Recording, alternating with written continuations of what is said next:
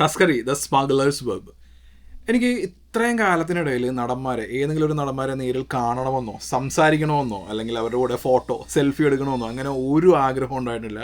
ഇപ്പോൾ എൻ്റെ social media അതൊക്കെ നോക്കുകയാണെന്നുണ്ടെങ്കിൽ ഞാൻ ഇന്നേ ഒരു നടൻ്റെ കൂടെ നിൽക്കുന്ന ഒരു ഫോട്ടോ പോലും അപ്ലോഡ് ചെയ്തിട്ടില്ല. കാരണം അങ്ങനെ എനിക്ക് തോന്നാറില്ല. പക്ഷേ ഇമ്രാൻ ഹാഷ്മി എന്ന് പറയുന്ന നായകൻ എനിക്ക് ലൈഫിൽ ആരെങ്കിലുമൊക്കെ കണ്ട് ഒന്ന് സംസാരിക്കണം എന്നൊരു ആഗ്രഹം തോന്നിയിട്ടുള്ള ഒരാൾ ഇമ്രാൻ ഹാഷ്മിയാണ്. അത് ഇതുവരെ നടന്നിട്ടുമില്ല.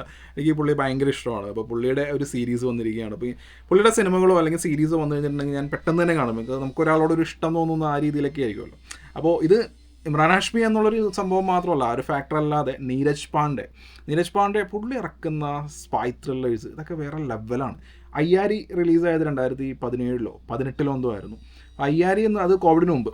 അതിനുശേഷം പുള്ളിയുടെ ഒരു സിനിമ എന്നുള്ള രീതിയിൽ അജയ് ദേവ്ഗൻ്റെയും തബുവിൻ്റെയും അതൊരു ലവ് സ്റ്റോറി, ഒരു ഭയങ്കര പ്രഡിക്റ്റബിൾ ആയിട്ടുള്ള ഒരു കച്ചറ പടം എന്നല്ലാതെ പുള്ളിയുടെ ഒരു സ്പൈ ത്രില്ലേഴ്സ് തിയേറ്റർ റിലീസൊന്നുമില്ല. പുള്ളിയുടെ വർക്കെല്ലാം നമുക്ക് മിനി സ്ക്രീനിൽ, അതായത് OTT കാണാനുള്ള യോഗമേ ഉള്ളൂ. അപ്പോൾ കോവിഡിന് ശേഷം പിന്നെ പുള്ളി ആദ്യമായിട്ട് ഇറക്കിയത് സ്പെഷ്യൽ ഓപ്സ് ആയിരുന്നു. ഇപ്പോൾ സ്പെഷ്യൽ ഓപ്സിനെ കുറിച്ച് ഞാൻ പ്രത്യേകിച്ച് പറയേണ്ട ആവശ്യമില്ല. അതൊരു ബ്ലോക്ക് ബസ്റ്റർ ആയിരുന്നു. അതിൻ്റെ ഒരു മേക്കിംഗ് ക്വാളിറ്റി ഭയങ്കര ത്രില്ലിംഗ് ആയിട്ടുള്ള ആ ഒരു സംഭവമായിരുന്നു. സ്പെഷ്യൽ ഓപ്സ് 1.5 ഇറങ്ങിയതിന് ശേഷം 1.5 അത്യാവശ്യം കൊള്ളാവുന്നതായിരുന്നു. സ്പെഷ്യൽ ഓപ്സ് സീസൺ 2 വന്നപ്പോഴാണ് കുറച്ച് പുള്ളി സാച്ചുറേറ്റഡ് ആയോ എന്നൊക്കെ നമുക്ക് ഡൗട്ട് ഉണ്ടാവുന്ന രീതിയിൽ അങ്ങനെയൊക്കെ ആയിരുന്നു അതിനകത്തുണ്ടായിരുന്നു. പിന്നെ കാക്കി ഫസ്റ്റ് സീസൺ നല്ലതായിരുന്നു. കാക്കി പിന്നെ ബംഗാളിലേക്ക് പോയപ്പോൾ അവിടുത്തെ ഏറ്റവും വലിയ സ്റ്റാറൊക്കെയാണ് അതിനകത്ത് അഭിനയിച്ചിരിക്കുന്നത്. എന്നിട്ട് പോലും കാര്യമായിട്ടുള്ളൊരു ഇമ്പാക്റ്റോ കാര്യങ്ങളൊന്നും ഉണ്ടാക്കാൻ പറ്റിയിട്ടില്ല. പിന്നെ ഫ്രീലാൻസർ ഹോട്ട്സ്റ്റാറിലുണ്ടെന്ന് തോന്നുന്നു. അതിനുശേഷം പുള്ളി ഇമ്രാൻ ഹാഷ്മിയുടെ കൂടെ വരുന്ന ഒരു സീരീസാണ് തസ്കരി ദ സ്മഗ്ലേഴ്സ് വെബ്. അതായത് മുംബൈ ഇൻ്റർനാഷണൽ എയർപോർട്ട് അവിടെ നടക്കുന്ന ഈ സ്മഗ്ലിങ്ങിനെ കുറിച്ചാണ് ഇതിൻ്റെ സംഭവങ്ങളെല്ലാം വരുന്നത്. അപ്പോൾ ഈ smugglers versus the customs officers ആ രീതിയിലാണ് ഇതിൻ്റെ 7 എപ്പിസോഡാണ്. 7 എപ്പിസോഡ് നമുക്ക് ക്ലീൻ ബിഞ്ച് വാച്ചാണ്. അതായത് നമുക്ക് എവിടെയും ബോറടി ഇല്ലാതെ നല്ല സ്മൂത്തായിട്ട് പോകുന്ന ആ രീതിയിലാണ് വരുന്നത്. എല്ലാ എപ്പിസോഡിൻ്റെ അവസാനം നമുക്കൊരു ട്വിസ്റ്റ്, അതായത് നമ്മൾ ഇങ്ങനെയാണല്ലേ എന്ന് വിചാരിക്കുന്നിടത്ത് അതല്ല എന്നുള്ള രീതിയിലായിരിക്കും പിന്നെ അടുത്ത എപ്പിസോഡ് സ്റ്റാർട്ട് ചെയ്യുന്നത്. അങ്ങനെ രസകരമായിട്ടുള്ള രീതിയിലാണ് പോകുന്നത്. പക്ഷേ ഇത് സ്പെഷ്യൽ ഓപ്സ് സീസൺ 2 പോലെ തന്നെ ഒരു മീഡിയോക്കോർ, ഒരു ആവറേജ് സംഭവം തന്നെയാണ്. എന്നാൽ ഒരു സെക്കൻഡ് പോലും ബോറടിക്കാതെ നമുക്ക് കണ്ടിരിക്കാൻ പറ്റും. അതാണ് ഈ നീരജ് പാണ്ഡെയുടെ ഒരു മേക്കിംഗ് ക്വാളിറ്റിയും കാര്യങ്ങളൊക്കെ. ഈ സ്പെഷ്യൽ ഓപ്സ് സീസൺ 2 കണ്ടാണെന്നെങ്കിൽ നിങ്ങൾ അതിലെ വില്ലൻ്റെ ആ ഒരു ക്യാരക്ടറൈസേഷൻ ഒരു കാരിക്കേച്ചർ ക്യാരക്ടർ പോലെയൊക്കെയാണ് കാണിക്കുന്നത്. നിങ്ങൾ ശ്രദ്ധിച്ചിട്ടുണ്ടോ എന്നറിയില്ല. പുള്ളി ഒരു വലിയ വിദേശത്തൊരു മാൻഷൻ പോലുള്ളൊരു സ്ഥലത്ത്, അപ്പോൾ കൂടെ ഉള്ളത് ഏതൊരു വെള്ളക്കാരൻ്റെ ഭാര്യയെ നിർബന്ധിച്ച് ഭാര്യനെ പോലെ നിർത്തിയിരിക്കുകയാണ് സ്പെഷ്യൽ ഓപ്സ് 2. അപ്പോൾ ആ ഒരു കാരിക്കേച്ചർ സെറ്റപ്പ് നീരജ് പാണ്ഡെ മറന്നില്ല. അത് തന്നെയാണ് ഈ സ്മഗ്ലേഴ്സിൽ. ഇതിനകത്തേക്ക് വരാൻ നേരത്ത് ഷരാദ് ഖാൽക്കറിൻ്റെ ആ ഒരു ക്യാരക്ടറും അങ്ങനെ ഒരു സംഭവമൊക്കെ കൊടുത്തിട്ടുണ്ട്. ഇതിനെ കുറിച്ച് പറയുകയാണെന്നുണ്ടെങ്കിൽ മുംബൈ ഇൻ്റർനാഷണൽ എയർപോർട്ടിൽ കസ്റ്റംസ് ഡിപ്പാർട്ട്മെൻറ്റിൽ ഒരു പവർഫുൾ ആയിട്ടുള്ള ഒരു മേലുദ്യോഗസ്ഥൻ വരുന്നു. അപ്പോൾ അയാളുടെ ഒരു ഇൻട്രോയൊക്കെ കാണിച്ച് പിന്നീട് നമ്മുടെ അർജുൻ മീന, ഇമ്രാൻ ഹാഷ്മിയുടെ ക്യാരക്ടറാണ്, നമ്മുടെ ഹീറോയുടെ ക്യാരക്ടറിലേക്ക് വരുന്നു. പുള്ളിയുടെ ക്യാരക്ടറെ കാണിക്കുന്ന തന്നെ ഒരു ആദ്യം നമ്മൾ ഇയാളൊരു അഴിമതിക്കാരനാണോ അല്ലോ എന്നുള്ളത്. കാരണം വേറൊരാളെ അയാളുടെ നിന്നൊക്കെ കാശ് മേടിച്ച് പെട്ടെന്ന് ഓക്കെ നിൻ്റെ സസ്പെൻഷനൊക്കെ മാറി നിനക്ക് ഇനി മുതൽ ജോലിക്ക് കയറാമെന്ന് പറയുമ്പോൾ ജോലിക്ക് കയറി കഴിഞ്ഞിട്ടുണ്ടെങ്കിൽ ഇയാൾ എൻറ്റയർലി വേറെ ആളാണ്. അയാൾ ഭയങ്കര സിൻസിയർ ആയിട്ടുള്ള ഹോണസ്റ്റ് ആയിട്ടുള്ള ഒരാളാണ്. അപ്പോൾ പുള്ളിയുടെ ക്യാരക്ടർ ഡയമെൻഷൻ മാറുന്ന ആ രീതിയിലാണ്. പിന്നീട് നമുക്ക് ഈ സീരീസിൻ്റെ ഓരോ ഇതിനകത്തേക്ക് വരുന്നതോറും പുള്ളിയുടെ ക്യാരക്ടർ, പുള്ളി നല്ലവനാണോ അല്ലെങ്കിൽ പുള്ളി ഒരു ഭയങ്കര കറപ്റ്റഡ് ആയിട്ടുള്ള ഓഫീസറാണോ, ഒരു ക്രൂക്ക്ഡ് മൈൻഡാണോ തുടങ്ങിയ കാര്യങ്ങളൊക്കെ നമുക്ക് സംശയം ഉണ്ടാക്കുന്ന കുറേ സീക്വൻസും കാര്യങ്ങളൊക്കെ വരുന്നുണ്ട്. അപ്പോൾ അങ്ങനെ ഇടയ്ക്കിടയ്ക്ക് ട്വിസ്റ്റ് ടേൺസ് തുടങ്ങിയ കാര്യങ്ങളൊക്കെ ആയിട്ടാണ് 7 എപ്പിസോഡും പോകുന്നത്. 7 എപ്പിസോഡിൽ എവിടെയും ബോറടിയോ കാര്യങ്ങളൊന്നുമില്ല. പെട്ടെന്ന് ഞാൻ കണ്ടപ്പോൾ നുസ്രത് ഭറൂജി ആണെന്ന് വിചാരിച്ചു. ഏകദേശം ആ ഒരു മുഖഛായകളുള്ളൊരു നായിക ഇതിനകത്തുണ്ട്. നായികയല്ല, അതിനകത്ത് സീരീസ് എന്നൊക്കെ പറയുമ്പോൾ എല്ലാവർക്കും ഓൾമോസ്റ്റ് ഈക്വൽ ആയിട്ടുള്ള പ്രാധാന്യവും കാര്യങ്ങളൊക്കെ ഉണ്ടാവുമല്ലോ. അപ്പോൾ ഒരു മറാത്തി ആക്ട്രസ് ആണ്. ആക്ച്വലി മറാത്തി ഫിലിംസിലേക്ക് ആയിരിക്കും ചിലപ്പോൾ കൂടുതൽ ഉണ്ടാവുന്നത്. അമൃത ഖാൻവിൽക്കർ ഹിന്ദിയിൽ ഇങ്ങനെ സിനിമകളൊക്കെ അഭിനയിച്ചിട്ടുണ്ട്. പക്ഷേ അങ്ങനെ ഭയങ്കര ഒരു ബ്രേക്ക് ത്രൂ റോൾസും കാര്യങ്ങളൊന്നുമില്ല. മറാത്തി ഫിലിംസിൽ അത്യാവശ്യം നല്ല രീതിയിൽ പുള്ളിക്കാരി ആക്റ്റീവാണ്. നല്ല പെർഫോമൻസ് ആയിരുന്നു. ആക്ഷൻ സീക്വൻസും കാര്യങ്ങളൊക്കെ ഉണ്ട് അതിനകത്ത്. ആ ഒരു സ്ത്രീ പ്രാതിനിധ്യം ആ രീതിയിലൊക്കെ വരുന്ന സീൻസും കാര്യങ്ങളുണ്ട്. പക്ഷേ ഇതൊന്നും ഇങ്ങനെ ഞങ്ങളിപ്പോൾ ഇങ്ങനത്തെ ഒരു സീൻ കാണിക്കാൻ പോവുകയാണ് എന്നുള്ള രീതിയിലൊന്നും അല്ല കാണിക്കുന്നത്. എല്ലാം ഓർഗാനിക്കായിട്ടും കാര്യങ്ങളൊക്കെയാണ് വരുന്നത്. സംഭവം ഇതൊരു മീഡിയോക്കോർ ഒരു സെറ്റപ്പൊക്കെ തന്നെ ഉള്ളൂ. പക്ഷേ നമുക്ക് നല്ല രസമായിട്ട് കണ്ടിരിക്കാനുള്ളതൊക്കെ ഉണ്ട്. പിന്നെ ഇതിൻ്റെ മെയിൻ വില്ലനായിട്ടുള്ള ഷരാദ് ഖാൽക്കർ, അപ്പോൾ പുള്ളീനെ പോലത്തെ ഒരു ആക്ടറിനെ ഒരു മെയിൻ വില്ലനാക്കിയൊക്കെ വെച്ചിരിക്കുമ്പോൾ നമ്മൾ എന്തെങ്കിലുമൊക്കെ ഒരു ഇമ്പാക്റ്റ് ഒക്കെ പ്രതീക്ഷിക്കും. പക്ഷേ അപ്പോഴേക്കും പുള്ളി സ്പെഷ്യൽ ഓപ്സ് സീസൺ 2 ആ ഒരു സോണിലേക്ക് നീരജ് പാണ്ഡെ പോയി. അതാണ് സംഭവിച്ചത്. കാരണം ഷരാദ് ഖാൽക്കർ ഉണ്ടായിട്ടും ഒരു ഇമ്പാക്റ്റ്ഫുൾ ആയിട്ടുള്ള, അല്ലെങ്കിൽ നമുക്ക് ഇയാളൊരു ഭയങ്കര വില്ലനാണ് അങ്ങനെയൊക്കെ ഒരു തോന്നലുണ്ടാക്കുന്ന പോലുള്ള ആ സംഭവങ്ങളൊന്നും ഇതിനകത്തില്ല. അപ്പോൾ ആ പുള്ളിയുടെ ഒരു അത്ര ഇമ്പാക്റ്റ് ഇല്ലാത്തൊരു വില്ലൻ റോളായിട്ടാണ് എനിക്ക് ഫീൽ ചെയ്തത്. പിന്നെ ഇതിനകത്ത് കുറച്ച് സപ്പോർട്ടിങ് കാസ്റ്റ് ആയിട്ടൊക്കെ ഉണ്ട്. നമുക്കിങ്ങനെ ഒരുപാട് പരിചയമുള്ള ആളുകളൊന്നും അല്ല. എന്നാൽ പോലും ഇവരിൽ നിന്ന് ആ ഒരു മെയിനായിട്ട് ഈ നായകൻ്റെ കൂടെയുള്ളൊരു കൊളീഗായിട്ടുള്ള ഒരാളുണ്ട്. അപ്പോൾ അയാളിൽ നിന്നൊരു ഇമോഷണൽ സംഭവങ്ങളൊക്കെ ഉണ്ട്. അതൊക്കെ സംഭവം ഇതിനകത്ത് വർക്കായിട്ടുണ്ട്.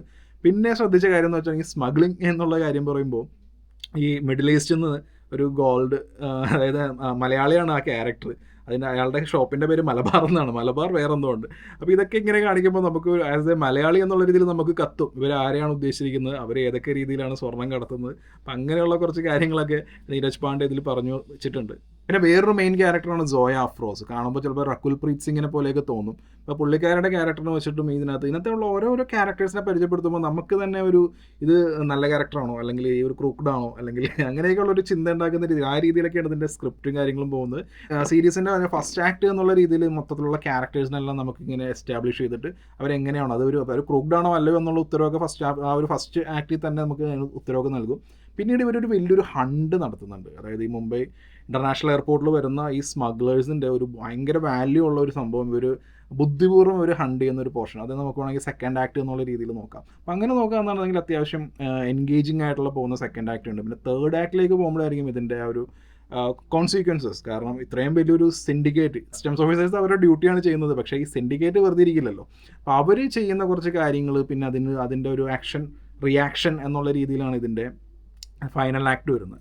അപ്പോൾ ഈ ഫൈനൽ ആക്ടിലേക്ക് വരുമ്പോൾ ഈ സ്പെഷ്യൽ ഓപ്സ് ഒക്കെ പോലെ തന്നെ ഒരുപാട് ലൊക്കേഷൻസ്, ഒരുപാട് വിദേശ രാജ്യങ്ങൾ തുടങ്ങിയ കാര്യങ്ങളെല്ലാം ഉണ്ട്. പക്ഷേ എന്നാൽ പോലും ഈ ഫൈനൽ ആക്ടിലേക്ക് വരുമ്പോൾ ഒരു ത്രില്ലിംഗ് ആയിട്ടുള്ള സംഭവങ്ങളില്ലേ, ഇപ്പോൾ നീരജ് പാണ്ഡെയുടെ ബേബി പോലുള്ള പടങ്ങളൊക്കെ കാണുമ്പോൾ നമുക്ക് ആ ഫൈനൽ ആക്ടിലോട്ടൊക്കെ വരുമ്പോൾ നമുക്ക് കിട്ടുന്ന ആ ഒരു ഗൂസ് ബംസ്, ആ സംഭവങ്ങളൊന്നുമില്ലേ, അതൊന്നും ഇതിനകത്തില്ല.